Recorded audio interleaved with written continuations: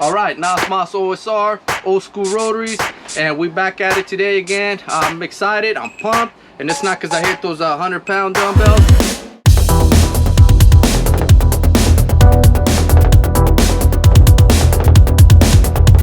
It's more because I got a call for Long Beach Classics. They want me to go check out the car. Anytime I get a call from them to go check out the car and see the minor details they've done to it, gets me pumped and excited. So with that said, I think I might have mentioned to you guys a while back that the R100, it's not a full restoration, but that's because it doesn't need it. So you know that old saying, if it ain't broken, don't fix it. So the car honestly didn't need a full restoration, but it did have a few rough spots here and there that needed to get addressed. So we're gonna go check it out, make sure that I'm satisfied, make sure that every little detail is taken care of. So without any further ado, let's go check it out.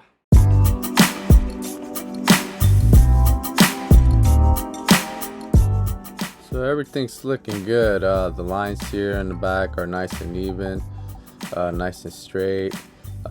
They did send me a couple pictures through my phone. Right here's the trunk lid, and as you guys could see, it's nice and straight. It's squared off, and you know, trunk opens and closes with no problems, no issues. Here's another picture. This is what this is doing, is showing the lines of between the fender and the hood, and as you guys can see, that line is nice and straight. It goes all the way up to the windshield, it cuts to the door, and it's looking nice and straight. They still need to tweak a few things here and there, but for the most part it's looking pretty good.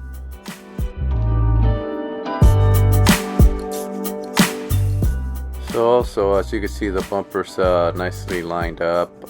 There are some issues on that corner. I guess the bumper's not lining up perfectly. I guess it's a 1/4 inch off or something, but that's what it's all about. That's what's taking long on this car, and I wouldn't say long, but those are little details that need to be taken care of before you paint it. You don't want to get the car painted and then, you know, have to point these little minor details out.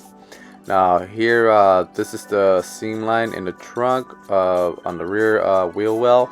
I did tell the guys that I wanted it looking as original as possible. That way when you pop the trunk lid open, you know, everything will be looking original, like if it was never touched. So Mazda didn't do the prettiest job, and they are mocking what Mazda did, but you know, no biggie. I'm okay with that.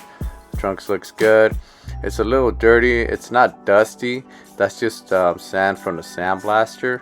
They did have to sandblast the front of the car. Somehow that sand made its way to the back. But yeah, the trunk's looking great. Everything's nice, looking OEM, original. Still needs a little work, but for the most part, it's just pretty much there. And these are inside of the quarter panels. Quarter panels are also looking good. They did do some, I think it's called Pro 15 or something like that, some kind of rust encapsulator, but yeah, they did spray that stuff on there. Quarter panels looking good in the inside, way down deep in there as well, so it's getting there. This is the fender. So you guys could see the fender had some pretty bad rust under there. They did knock off all that rust that's under that fender, and this is the after, so that's like a little before and after, and this is how the fender's looking now. So you know, it's not going to be bugging me as I drive down the street with all that rust under there. So now it's looking good. And this is like some kind of like dye cam or some kind of dye where they'll block off the car with the fender in this case, and it shows the high spots and low spots. So as you guys can see, it's pretty much getting there. It's nice and straight. So, and this is the air vents. So decided to record this, give you guys a little quick video on how to remove the air vents. So you basically squeeze that little lock washer that kind of keeps the rod from moving. The knob, it is a twist knob, so you just pretty much twist it to the lefty loosey, righty tighty. So once you get that knob off, you could just go ahead and remove the 3 bolts. So the left and right side are the same. They both have 3 bolts and 1 screw. So all you need is just a ratchet with an extension, and 8.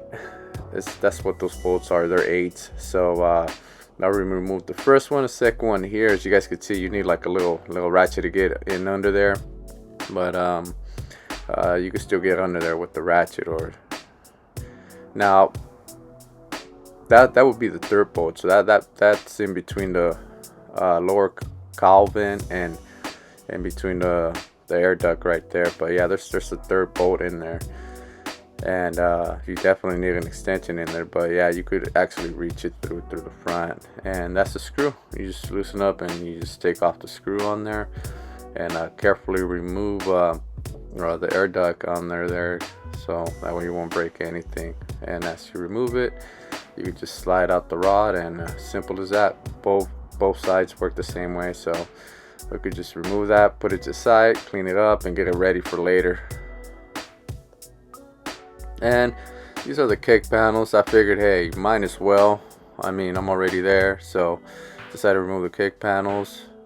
Kick panels are looking good, not perfect, but at least they're not cracked, broken, or they don't have any sun damage. Out here in California, these things are like gold, and if you have a good pair in your car, man, you're a very blessed person, because these things they do get sun damage, and when you start taking them off, they start falling apart. So that's pretty neat that these kick panels are in great shape. So all I have to do is just respray them black, and we're good to go. So.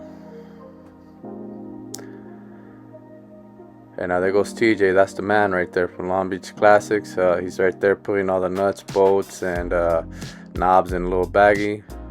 Make sure we label them. That way they won't get lost. And this right here is the hood release cable. So it's just one nut in the back. You just loosen it up and it just slides right on out. So that seems to be in good shape as well. Just got to clean it up, oil it up, and put it back once the car is done.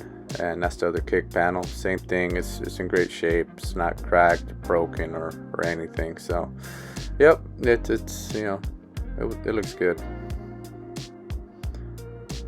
Now here's where they decided to sandblast. So this air duct, that's where the headlight sits, and that goes behind the headlight, and the whole air duct had some surface rust in there. So what they did, they went ahead and sandblasted the air duct, and sprayed some of that AR or what was it, Pro 15 or something. But yeah, in case they miss any spots, that Pro 15 will definitely take care of it, or Pro 5, I forget, but it's some rust encapsulator that prevents it from rusting any further. So this is what I wanted to show you guys. I didn't realize this when I was taking the air ducts off. I actually noticed it when I was editing this video, so as you guys could see, it's no surprise that there's rust under there. Obviously you got hot, cold air, and different kinds of moisture going in and out of there. So I'm gonna have to have the guys from Long Beach Classics take care of that.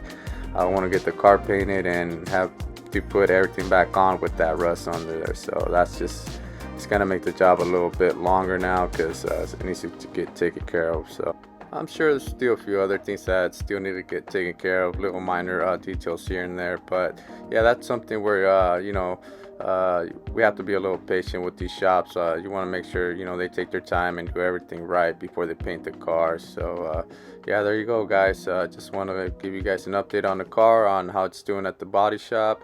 So if you guys like this video, go ahead and subscribe and hit that like button, and don't forget to hit that bell for notifications, guys. And I just want to say thanks for keeping up with this build and just showing the support, guys. So just want to say thanks, do appreciate it. All right.